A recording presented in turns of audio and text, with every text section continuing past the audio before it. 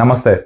ఈరోజు మన గెస్ట్ ఖమ్మం జిల్లా ప్రజలకు పరిచయం అక్కర్లేని పేరు కాంగ్రెస్ పార్టీ మహిళా అధ్యక్షురాలు దుబ్బల సౌజన్య గారితో మనం ఉన్నాము. అయితే ఈ 15 నెలల కాలంలో కాంగ్రెస్ పార్టీ వచ్చిన తర్వాత ప్రవేశపెట్టిన పథకాలు ఎంత మేరకు అమలయ్యాయి, ఆ పార్టీ మీద వస్తున్న విమర్శలను కూడా ఏ విధంగా తిప్పికొడతారనే విషయాలను ఈరోజు మేడంతో మాట్లాడి తెలుసుకుందాం. నమస్తే మేడం. నమస్తే అండి. మీ పార్టీ అధికారంలోకి వచ్చిన 15 నెలల తర్వాత మీ ప్రభుత్వం చేసిన సంక్షేమ పథకాల గురించి ఏం చెప్తారు? కాంగ్రెస్ ప్రభుత్వం అధికారంలోకి రావడానికి మేనిఫెస్టోలో ఏవైతే పెట్టామో వాటిని అమలు చేసుకుంటూనే మేనిఫెస్టోలో పెట్టని కొన్ని సంక్షేమ పథకాలను కూడా ఈరోజు ప్రజలకి అందించాలి. ప్రజలు మనకి ఓట్లేసిన ప్రజలు మనకి ముఖ్యమని చెప్పేసి ఈరోజు ప్రభుత్వం పనిచేస్తుంది. ఈరోజు ప్రతి ఒక్క పథకం కూడా ప్రజల వరకు చేరువ చేసే ప్రయత్నం చేస్తున్నాము. ఎందుకంటే అధికారులతో ఆగిపోవటమో లేకపోతే మధ్యలో బ్రేకులు అవ్వటమో కాకుండా ప్రతి పథకం కూడా పేద ప్రజలకు అందాలి. ఆ పేద ప్రజలకు అందే విధంగా చేయాలి. కొంచెం లేట్ అయినా పర్లేదు కానీ అది ప్రతి ఒక్క పేద ప్రజలకి చెందాలి అన్న ఉద్దేశంతో కాంగ్రెస్ ప్రభుత్వం పనిచేయడం జరుగుతుంది. అంటే ప్రతిపక్షాలు కావచ్చు, లేదంటే బీఆర్ఎస్ నేతలు ముఖ్యంగా ఈ సంబరాలు ఏదైతే మీరు నిన్న కావచ్చు అంత ముందుగానే సంబరాలు అనేవి చేస్తా ఉన్నారు. ఈ సంబరాల ద్వారా ప్రజాధనాన్ని దుర్వినియోగం చేస్తున్నారు. ఏం చేశారు ఈ 15 నెలల కాలంలో అని చెప్పి వాళ్ళు అంటున్నారు. దానికి మీరేం చెప్తారు? ఒకటి చెప్తున్నా ఏంటంటే ఈరోజు ప్రజాధనాన్ని దుర్వినియోగం చేస్తున్నాం అంటున్నారు. తెలంగాణ చరిత్రలో ఎప్పుడు కని విని ఎరుగని అసలు గవర్నమెంట్ లో ఎన్నో వచ్చాయి ఎన్నో పోయాయి కానీ ఈ రోజు వరకు కులగణన జరగలేదు. అలాంటి కులగణన ప్రతిష్టాత్మకంగా కాంగ్రెస్ ప్రభుత్వం తీసుకొని చేసిన తర్వాత కూడా విమర్శలు చేశారు బీఆర్ఎస్ వాళ్ళు కనీసం వాళ్ళ కులం ఏంటో చెప్పుకోలేని పరిస్థితుల్లో ఉన్నటువంటి బీఆర్ఎస్ నేతలు కులగణని క్వశ్చన్ చేశారు. దానికోసం అంటే సమగ్రంగా జరగట్లేదు అంటే ఇంకొక అవకాశం ఇచ్చాం. ఏంటంటే కొంతమంది ఇళ్లలో లేక తర్వాత అవుట్ ఆఫ్ సిటీస్కి వెళ్ళిన వాళ్ళకి మళ్ళీ ఒక అవకాశం కింద పూర్తిగా జరగాలి అన్న ఉద్దేశంతో రెండోసారి అవకాశం ఇచ్చి కులగణనని పూర్తి చేసి ఈ రోజు 42% బిల్లు ప్రవేశపెట్టాం బీసీలకి. చట్టసభలో పెట్టిన వెంటనే పాస్ చేయడం జరిగింది. పాస్ చేస్తే ప్రతిపక్షాలు ఏం చేశాయి? గత్యంతరం లేక గతి లేక దానికి ఆమోదం తెలిపాయి. ఎందుకంటే అది పారదర్శకంగా ఉంది ఆ బిల్లు. నిజంగా అది అమలు అంటే పార్లమెంట్ లో కూడా అది అదృష్టం బాగుండి నిజంగా జరగాలి కూడా. ఇప్పుడున్న ఈ బీఆర్ఎస్ తర్వాత బీజేపీ పార్లమెంట్ నేతలు ఎవరైతే ఉన్నారో మన తెలంగాణ రాష్ట్రం నుంచి వాళ్ళు ఖచ్చితంగా అక్కడ కేంద్రంలో పోరాటం చేయాల్సిన ఆవశ్యకత ఎంతైనా ఉంది ఆ బిల్లు కోసం. ఆ బిల్లు పాస్ అయ్యి రేపు పంచాయతీ ఎలక్షన్స్ లో కానీ తర్వాత కానీ చట్టసభల్లో కానీ వాళ్ళకి 42% బీసీలకు ఇస్తున్నప్పుడు ఎవరు చూస్తారండి బీసీలని? ఈరోజు బీసీలకి ప్రతి ఒక్కరికి, బీసీలే కాదు ఎస్సీలకు అయితే ఏంటి అంటే అణగారిన వర్గాలను కూడా పైకి తీసుకురావాలని ఒక దృఢ సంకల్పంతో కాంగ్రెస్ ప్రభుత్వం పనిచేస్తుంది. ఇక విమర్శలు అంటారా? పని బాట లేని వాళ్ళు ఎన్నో విమర్శలు చేస్తుంటారు. వాటిని లెక్క చేయాల్సిన అవసరం లేదు. పని చేసే వాళ్ళకి ఎవరికైనా సరే ఇలాంటి పనికిమాలిన మాటలు పట్టించుకునే అంత టైం కూడా ఉండదు. వాస్తవానికి ఈ రోజు కాంగ్రెస్ ప్రభుత్వం ఆ పని చేస్తుంది. అయితే మీ పార్టీ అంటే కాంగ్రెస్ ప్రభుత్వం నుంచి ఎమ్మెల్సీగా ఉన్నటువంటి తీన్మార్ మల్లన్న ఇప్పుడు మీ పార్టీ సస్పెండ్ చేసిన తర్వాత నిన్నటికి నిన్న కేటీఆర్ని కావచ్చు, హరీష్ రావుని కావచ్చు కలవటంపై దానిపై మీరేం చెప్తారు? నాకైతే ఇది నిజంగా సిగ్గుచేటు అనమాట. ఎందుకంటే తీన్మార్ మల్లన్న, కేసీఆర్, కేటీఆర్, బీఆర్ఎస్ ప్రభుత్వం అప్పట్లో ఎన్ని సంచలనాత్మకమైన మాటలు మాట్లాడాడు, ఏం చేశాడు అనేది ప్రతి ఒక్కరికి తెలుసు. ఇవాళ వాళ్ళ భేటీని ఆ బీఆర్ఎస్ లో ఉన్న నేతలైతే ఏంటి, తర్వాత ప్రతిపక్షంగా ఉన్న బీజేపీ అయితే వాళ్ళే సహించలేకపోతున్నారు. ఏంటి ఇదా రాజకీయం అనే తీరుకి వాళ్ళిద్దరు వచ్చారు. ఇకపోతే మల్లన్న తన స్వార్థం కోసం బీసీ అనే పేరును వాడుకుంటున్నాడు తప్పించి నిజంగా బీసీలకి న్యాయం చేయాలంటే ఇవాళ కాంగ్రెస్ పార్టీ చేసినటువంటి 42% బీసీల చట్టసభ బిల్లుని నువ్వు ఒప్పుకొని నువ్వు దానికి ఇంకా ఏమైనా సవరణలు ఉన్నాయేమో చెప్పు. అంతేగాని నువ్వేదో స్వలాభం కోసం నువ్వేదో బీసీల్లో ఎదగాలని ఒక ఆలోచనతో నువ్వు చేస్తున్నావు తప్పించి ఇక్కడ మల్లన్న చేసేది కూడా ఏం లేదు. మల్లన్నకి ఆ రోజు కాంగ్రెస్ పార్టీ ఎమ్మెల్సీగా లేకపోతే మల్లన్న అనేవాడు లేడు అసలు. అలాంటి కాంగ్రెస్ పార్టీ నీకు ఇస్తే నువ్వు కాంగ్రెస్ పార్టీని మోసం చేసి కేటీఆర్ తో కూర్చున్నావు అంటే నీ అంత మరిగా దానికి ఏం మాట పెట్టాలో కూడా మాకు తెలియట్లేదు. మీరు మల్లన్న అనేవాడు లేకపోతే కాంగ్రెస్ పార్టీ అధికారంలోకి రాదు అని చెప్పి మల్లన్న అంటున్నాడు. దాదాపుగా 42 నియోజకవర్గాల్లో కాంగ్రెస్ పార్టీ అభ్యర్థులు గెలవటానికి నేను నా వంతు కృషి చేశాను నేను అనేవాడిని, లేకపోతే కాంగ్రెస్ పార్టీ అధికారంలోకి రాదు అంటున్నాను. దానిపై మీరేం చెప్తారు? ఒకటండి, కాంగ్రెస్ పార్టీ చనిపోయింది, అసలు కాంగ్రెస్ పార్టీ లేదే అన్నోళ్ళే ఇవాళ కాంగ్రెస్ పార్టీలోకి వచ్చారు. ఎందుకంటే కాంగ్రెస్ పార్టీ అధికారంలోకి వస్తుంది అన్న సూచనతోటి. అంతే తప్పించి ఇవాళ కాంగ్రెస్ పార్టీని ఏ ఒక్కళ్ళు బతికించరండి. కాంగ్రెస్ పార్టీ అనేది జనాల పేద ప్రజల గుండెల్లో ఉంది. ఇవాళ పేద ప్రజల గుండెల్లో ఉంది కాబట్టి కాంగ్రెస్ పార్టీ అధికారంలోకి వచ్చింది. అట్లనే రాహుల్ గాంధీ గారు కన్యాకుమారి నుంచి కాశ్మీర్ వరకు పాదయాత్ర అయితే ఏంటి, తర్వాత బట్టి గారు ఆదిలాబాద్ పిప్పిరి గ్రామం నుంచి ఖమ్మం వరకు 1360 కిలోమీటర్ల పాదయాత్ర చేసిన క్రమంలో ఎన్నో సమస్యలు ఆయన దగ్గరికి రావటం జరిగింది. అందులో ఇప్పుడు ప్రవేశపెట్టిన ఇందిరమ్మ ఇళ్ళు అయితే ఏంటి, తర్వాత మహిళలకి చేయూత పథకం, ఇవన్నీ కూడా ఆ పాదయాత్రలోంచి తీసుకున్న అంశాలు. అలాంటిది ఎవరో మేము లేకపోతే కాంగ్రెస్ పార్టీ గెలవదు అంటూ హాస్యాస్పదం అనమాట. అయితే సొంత నియోజకవర్గం వైరా నియోజకవర్గం ఎమ్మెల్యే రామదాస్ నాయక్ గారి పనితీరు ఎలా ఉందంటే ఏం చెప్తారు మేడం? రామదాస్ నాయక్ గారు అనేదానికంటే రామదాస్ అన్న, ఎందుకంటే అన్న అని పిలవగానే పరిచయం అక్కర్లేకుండా నేనున్నానంటూ వచ్చే వ్యక్తి రామదాస్ అన్న. అన్న పనితీరు గురించి చెప్పాలంటే ముందు చేసిన అక్కడ అభివృద్ధి కార్యక్రమాలు చెప్పాలి. ఈరోజు వైరా నియోజకవర్గం అనేది ఎస్టీ సామాజిక వర్గానికి సంబంధించింది. ఎక్కువ వాళ్ళకేంటంటే బోర్లు అది ఎప్పటి నుంచో ఉన్న సమస్యని అధికారులతోటి గొడవ పెట్టుకొని ఎమ్మెల్యే గారి మీద అధికారులు వాళ్ళకు వచ్చిన ఒత్తిడిని తట్టుకోలేక పై అధికారులకి చెప్పి మంత్రులకి చెప్పినా కానీ ఎమ్మెల్యే గారు వినకుండా నా నియోజకవర్గం నా ప్రజలు నాకు ఓటేసినప్పుడు నన్ను అడిగినది బోర్లు అడిగారు, ఖచ్చితంగా బోర్లు వేయాలని చెప్పి మోస్ట్ ప్రాబబ్లీ ఒక 3000 బోర్లు వేయించిన ఘనత రామదాస్ అన్నకే చెందింది. దాంతోపాటు రోడ్లు అయితే ఏంటి, ఈరోజు ప్రతిష్టాత్మకంగా తీసుకున్నటువంటి ఇంటిగ్రేటెడ్ స్కూల్ వైరా నియోజకవర్గంలో వైరా కేంద్రంగా కావాలని చెప్పేసి 200 కోట్లు దానికి రిలీజ్ చేయడం జరిగింది.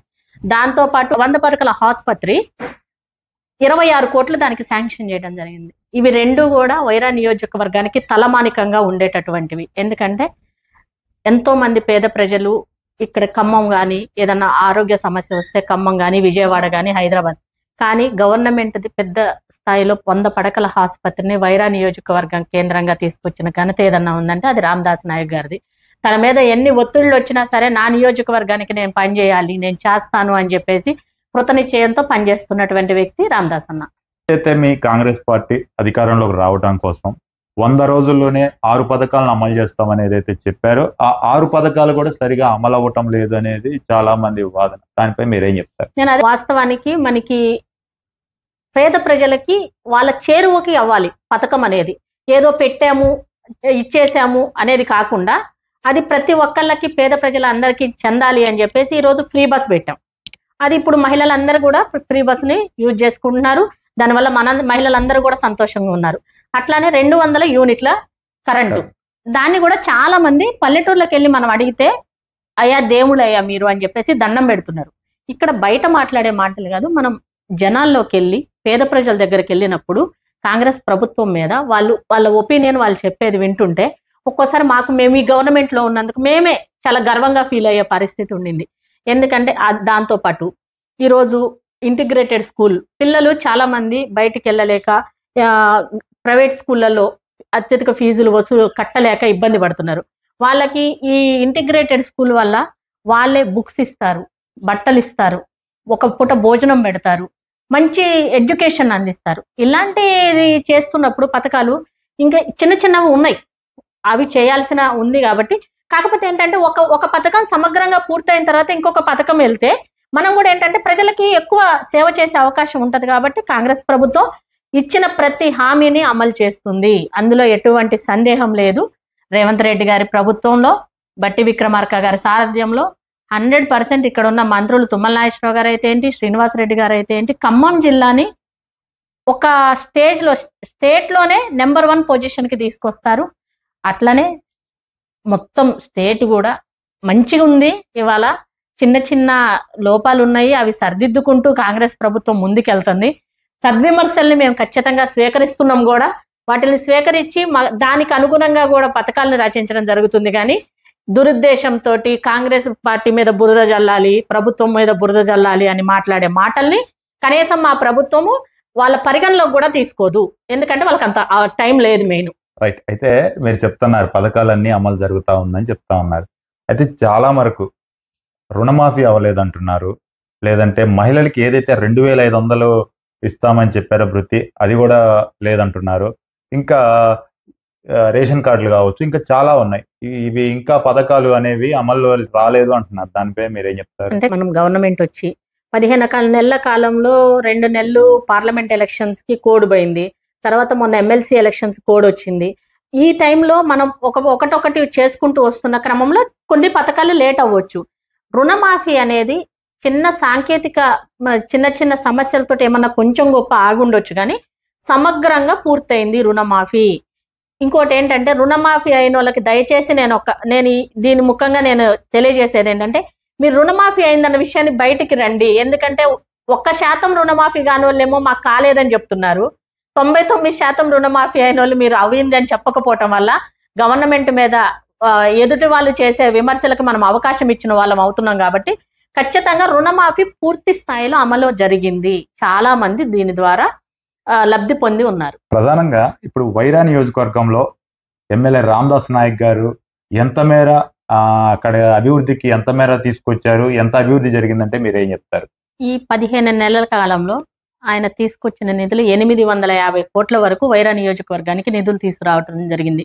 అందులో R&B రోడ్లు అయితే ఏంటి, తర్వాత ఈరోజు ఇంటిగ్రేటెడ్ స్కూల్ కోసం అయితే ఏంటి, 100 పడకల ఆసుపత్రికి అయితే ఏంటి, తర్వాత బోర్లకు అయితే ఏంటి, ఆయన ఏం చేసైనా సరే అంటే అధికారులను మంత్రుల్ని బతిమలాడుకుంటాడు. ఏం చేసైనా సరే నా నియోజకవర్గానికి నేను సేవ చేసుకోవాలి. నా నియోజకవర్గం కూడా అంతా కూడా వెనుకబడిన నియోజకవర్గం కాబట్టి ఆ నియోజకవర్గంలో ఉన్నటువంటి గిరిజనేతరులకు అయితే ఏంటి వాళ్ళందరికీ కూడా ఇంకా పోడు పట్టాలు ఇప్పించాలన్న ఆలోచన కూడా ఆయనకి బాగా ఉంది.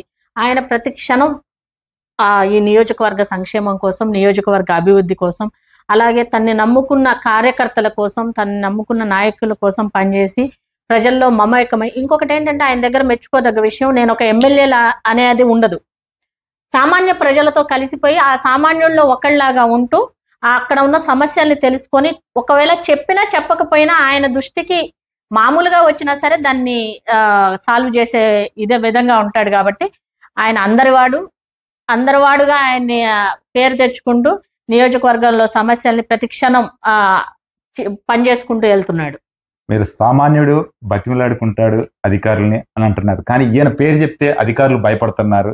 అధికారులు చాలా మంది కూడా ఈయన మీద విమర్శలు కూడా చేస్తున్నారని విన్నాం. అది ఎంతవరకు వాస్తవం? అంటే ఇప్పుడు లాస్ట్ టైం బీఆర్ఎస్ ప్రభుత్వంలో అధికారులకు పనేం లేదు. ఎందుకంటే బీఆర్ఎస్ ప్రభుత్వం పనిచేయలేదు కాబట్టి అధికారులందరూ కూడా పురుషత్వం కూర్చున్నారు. ఇప్పుడు అట్లా కాదు, ప్రతి ఒక్క అధికారి కూడా ఫీల్డ్ మీదకి వెళ్ళాలి, ఫీల్డ్ మీదకి వెళ్ళి పనిచేయాలి. ఫీల్డ్ మీదకి వెళ్ళిన అధికారిని గట్టిగా నిలదీస్తున్నాడు. తప్పేముంది, పని చేయాలి కదా, డబ్బులు తీసుకుంటున్నారు అధికారులు, పని చేయాలి. ఆయన అదే చేపిస్తున్నారు. అధికారులతోటి పని కోసం పరుగులు పెట్టిస్తున్నాడు. ఆ పరుగులు పెట్టించే క్రమంలో ఎమ్మెల్యే గారు మాతో కొంచెం గట్టిగా మాట్లాడుతున్నారు, మమ్మల్ని భయపెడుతున్నారు అని అధికారులు అనుకోవటంలో నాకైతే తప్పు అనిపించట్లేదు. ఎందుకంటే నియోజకవర్గ అభివృద్ధి అయితే ఏంటి, వాళ్ళు తీసుకున్న వేతనానికి ఖచ్చితంగా పని చేయాలి. తర్వాత ఫీల్డ్ మీదకు ఉండాలి మెయిన్. ఎందుకంటే ఎవరితోనో తెప్పించుకొని రాసి పంపిస్తే కుదరదు, ఖచ్చితంగా ఆ ఫీల్డ్ వెరిఫికేషన్ చేయాల్సిందే అని చెప్పేసి ఆయన కొంచెం గట్టిగా చెప్తున్నారు. దాన్నే అధికారులు బెదిరిస్తున్నాడు, భయపెడుతున్నాడు అనుకుంటున్నారేమో కానీ అలా ఏం కాదు. అయితే మొత్తంగా మీ నియోజకవర్గ ప్రజలకు కావచ్చు, మీ ఎమ్మెల్యే గారి పనితీరు మీద కావచ్చు, ప్రభుత్వం అందించే సంక్షేమ పథకాలు ఇంకా అందటం లేదనే బాధపడే వారికి మీరు ఏం చెప్తారు మా నుంచి? ఒకటే, ఇంకా కూడా ఒకవేళ ఎంత చేస్తూ కూడా ఎవరైనా పథకాలు అందలేదు అనుకునే వాళ్ళకి మేము చెప్పేది ఏంటంటే, ఎమ్మెల్యే గారి దగ్గరికి వెళ్ళలేని వాళ్ళు ఎవరన్నా ఉంటే మా దగ్గరకు వచ్చినా సరే మేము ఎమ్మెల్యే గారికి ఆ సమాచారాన్ని ఇచ్చి నిజంగా వాళ్ళు అర్హులై ఉండి వాళ్ళకి ఖచ్చితంగా సంక్షేమ పథకాలు అందకపోతే ఎమ్మెల్యే గారికి చెప్పి మేము ఆ సంక్షేమ ఫలాల్ని వాళ్ళకి అందించే దాంట్లో మేము కూడా భాగస్వామ్యం అవుతాం. కాబట్టి ఎవ్వరు కూడా ఇక్కడ సంక్షేమ పదాలు అందట్లేదు అనేది బాధపడాల్సిన అవసరం లేదు. ప్రతి ఒక్కళ్ళం కూడా అందుబాటులో ఉంటాం. ఎమ్మెల్యే గారు ఒక రోజు 2 రోజులు లేకపోయినా ఎమ్మెల్యే గారి పక్షాన మేము అందరం కూడా అందుబాటులో ఉండి వాళ్ళతో పాటు ఉంటాం. కాబట్టి ఖచ్చితంగా మా నియోజకవర్గంలో అసలు ఆ ఆలోచన లేదు. ఒకవేళ ఏమన్నా కొంచెం గొప్ప ఉన్నా కానీ వాళ్ళు మా దగ్గరకు వస్తే మేము ఖచ్చితంగా వాళ్ళకి ఆ సహాయం చేస్తాం. కాంగ్రెస్ పార్టీలో వర్గాలు ఎక్కువగా ఉన్నాయి. ఈ పార్టీ బలోపేతం మీద కాంగ్రెస్ పార్టీ దృష్టి పెట్టడం లేదని ఒక మాట వినిపిస్తుంది. దానిపై మీరు ఏం చెప్తారు? ఏ వర్గంలో ఎవరున్నా సరే అల్టిమేట్ గా మాకు కావాల్సింది కాంగ్రెస్. మేమంతా కాంగ్రెస్ కుటుంబ సభ్యులం. ఇవాళ నేను అంటే ఒక ఇంట్లో ముగ్గురు అన్నుల దమ్ములు ఉంటే ముగ్గురు 3 ఇళ్ళు కట్టుకొని ఉంటారు. 3 ఇళ్ళు కట్టుకున్నంత మాత్రాన వాళ్ళు ఆ కుటుంబం కాకుండా పోరు. ఏ 3 ఇళ్ళు ఉన్నా సరే ఫంక్షన్లకో పార్టీలకో ఏదో ఒక సందర్భంలో ముగ్గురం కలుస్తారు, అందరూ మాట్లాడుకుంటారు. ఒక కుటుంబంలో ఏదైనా సమస్య వచ్చినప్పుడు సమన్వయంతో ముగ్గురు కలిసే పని చేసుకుంటారు. అంటే అట్లనే అందరం కూడా ఒక కుటుంబం, ఒక గొడుగు కింద ఉన్న వాళ్ళం కాబట్టి అలాంటి అపోహలు ఏం లేవు. అందరం కూడా పని చేసేటప్పుడు ప్రజలకి అవసరానికి వచ్చినప్పుడు అందరం కూడా కలిసే పని చేస్తాము. అందరం కూడా సామరస్యంగా పనిచేస్తాం. అంటే ప్రధానంగా ప్రతి చోట ఒక నియోజకవర్గం అని కాదు, జిల్లా వ్యాప్తంగా కాదు, రాష్ట్ర వ్యాప్తంగా కూడా ఈ సమస్య ప్రధానంగానే ఉంది. ఎందుకు అంటే ప్రోటోకాల్ సమస్య తీవ్రంగా ఉంది. అంటే ఉన్న కార్యకర్తలు, నాయకులందరూ కూడా పోటీ పడతా ఉన్నారు. దానివల్ల పార్టీ నష్టపోతుందని చాలా వరకు వింటున్నాం. దానిపై మీరు ఏం చెప్తారు? అంటే రాష్ట్రం మొత్తం మీద అయితే నాకు తెలియదు, కానీ ఖమ్మం జిల్లా వ్యాప్తంగా ప్రోటోకాల్ రగడ కూడా ఎక్కడా లేదు. ఎందుకంటే ఎవరి పరిధిలో అంటే ఏ నియోజకవర్గం వెళ్ళినప్పుడు ఆ నియోజకవర్గ వారీగా ఆ నియోజకవర్గ నాయకులకైతే ఏంటి, ఆ మండలంలో మండల నాయకులకైతే ఏంటి, జిల్లాకు వచ్చేటప్పటికి జిల్లా నాయకులకైతే ఏంటి, ఏ సందర్భంలో ఆ సందర్భానికి ప్రోటోకాల్ ప్రకారం వాళ్ళకి విలువ ఇస్తున్నారు. ఒకవేళ ఏంటంటే ఇప్పుడు నేను లేటుగా వస్తాను, ఒక ప్రోగ్రామ్ ఉంది లేటుగా వస్తాను, అప్పుడు నన్ను స్టేజ్ మీదకి పిలవకపోవటం అనేది నా వెనక ఉన్న కార్యకర్తలకి బాధ అనిపిస్తుంది. అరే ఏమి అక్కను పిలవలేదని. కాకపోతే నేను లేటుగా వచ్చిన విషయం నాకు తెలుసు కదా. సో ఆ టైంలో ఏంటంటే స్టేజ్ డిస్టర్బెన్స్ అవుద్ది. సో అప్పటికి కూడా పిలుస్తారు. కాకపోతే ఏంటంటే మన కింద ఉండే వాళ్ళకి ఏంటంటే మన్ని పైలో చూడాలని ఉంటది కాబట్టి చిన్న చిన్న డిస్టర్బెన్సెస్ తప్పించి మన నియోజకవర్గంలో కానీ మన ఖమ్మం జిల్లాలో కానీ ఎక్కడా కూడా ఇలా ప్రోటోకాల్ అయితే ఇప్పటి వరకు అయితే ఎక్కడా కూడా ఇబ్బంది లేదు. అందరం కూడా సామరస్యంగా పోతున్నాం. ఒకవేళ పిలిచినా పిలవకపోయినా మన ప్రభుత్వం అందించే సంక్షేమ పథకాలు కానీ మన ప్రభుత్వం ద్వారా వచ్చే ఫలాల్ని కానీ అందరం అనుభవించాలి. అందరూ అనుభవిస్తున్నారు కాబట్టి మేము ఆ పరంగా హ్యాపీగా ఉన్నాం. కాబట్టి ఎవరం కూడా బాధపడే సందర్భాలు అయితే ఈ రోజు వరకు అంటే మేము చూస్తున్నంత వరకు అయితే మాకు ఎక్కడా అనిపించలేదు. మేడం, చివరిగా ఒక ప్రశ్న. స్థానిక ఎన్నికలు మరికొద్ది రోజుల్లోనే రాబోతా ఉన్నాయి. అయితే మీరు ప్రధానంగా బట్టి గారి ప్రధాన అనుచరురాలుగా ఉన్నారు. 3 మంత్రులతో కూడా సత్సంబంధాలు ఉన్న నేతగా ఉన్నారు. అయితే రాబోయే రోజుల్లో మీ దృష్టి స్థానిక ఎన్నికల వైపు ఉంటుందా, లేకపోతే ఈ నామినేటెడ్ పోస్టులు ఏదన్నా తీసుకునే అవకాశం ఉందా? వాటి మీద ఏమైనా ఇంట్రెస్ట్ చూపిస్తున్నారా? ముందుగా బట్టి గారి అనుచరురాల్ని అని చెప్పుకోవటానికి గర్వపడుతున్నాను. అలాంటి మంచి నాయకుడి వెనుక ఉండి మేము పనిచేస్తున్నందుకు ముందుగా సంతోషపడుతూ, అలాగే ఈ రోజు ఉన్నటువంటి తుమ్మల నాగేశ్వరరావు గారు కానీ, శ్రీనివాసరెడ్డి గారు కానీ, అలాగే మా ఎమ్మెల్యే రామదాస్ నాయక్ గారు అని, మా ఒకే ఒక మహిళా ఎమ్మెల్యే రాగమయ్య గారు అయితే ఏంటి, అందరం కూడా సత్సంబంధాలతోటి పనిచేసుకుంటూ వెళ్తున్నాము. ఈ క్రమంలో రేపు పంచాయతీ ఎలక్షన్స్ వస్తున్నాయి కాబట్టి వాళ్ళందరితో కూడా మమేకమై పంచాయతీ ఎలక్షన్స్ లో ప్రతి ఒక్కళ్ళ గెలుపులో కూడా మేము భాగస్వామ్యంలో అవ్వాలని కోరుకుంటున్నాం. దాంతోపాటు వాస్తవానికి నామినేటెడ్ పోస్ట్ ఎక్స్పెక్ట్ చేస్తున్నాను. కాకపోతే అధిష్టానం ఏమి చేసినా సరే వాళ్ళకి తెలుసు మేము పనిచేసిన తీరు ఏ విధంగా ఉండిందని చెప్పేసి, వాళ్ళు ఏ పదవి ఇచ్చినా సరే ఆ పదవికి న్యాయం చేయడానికి సర్వశక్తులు ఒడ్డుతానని చెప్పేసి తెలియజేసుకుంటున్నాను. రైట్. మనం ఇప్పటి వరకు ఖమ్మం జిల్లా ఫైర్ బ్రాండ్ గా చెప్పబడే దొబ్బల సౌజన్య గారితో మనం మాట్లాడడం జరిగింది. అయితే వాళ్ళ సొంత నియోజకవర్గం అయినటువంటి వైరా నియోజకవర్గానికి అక్కడ ఎమ్మెల్యే రామదాస్ నాయక్ గారు సుమారు 850 కోట్లతో అక్కడ నిధులు తీసుకొచ్చి ఆ ప్రాంతం మొత్తం కూడా ఆ గిరిజన ప్రాంతం అభివృద్ధికి ఎంతో దోహదపడుతున్నారని చెప్పడం జరిగింది. ఇదే నేపథ్యంలో 3 మంత్రులు కూడా జిల్లా అభివృద్ధిలో కీలకంగా ఉన్నారు. అయితే రాబోయే రోజుల్లో తన పడ్డ కష్టానికి తన ఆశించినట్టుగా నామినేటెడ్ పోస్టుగా కానీ లేదంటే ప్రభుత్వంగానే ఎటువంటి బాధ్యతలు అప్పచెప్పినా సరే వాటిని సమర్థవంతంగా పూర్తి చేస్తానని చెప్పి మనతో చెప్పడం జరిగింది. రేపు మరో గెస్ట్ తో మేము ముందుకు వస్తాం.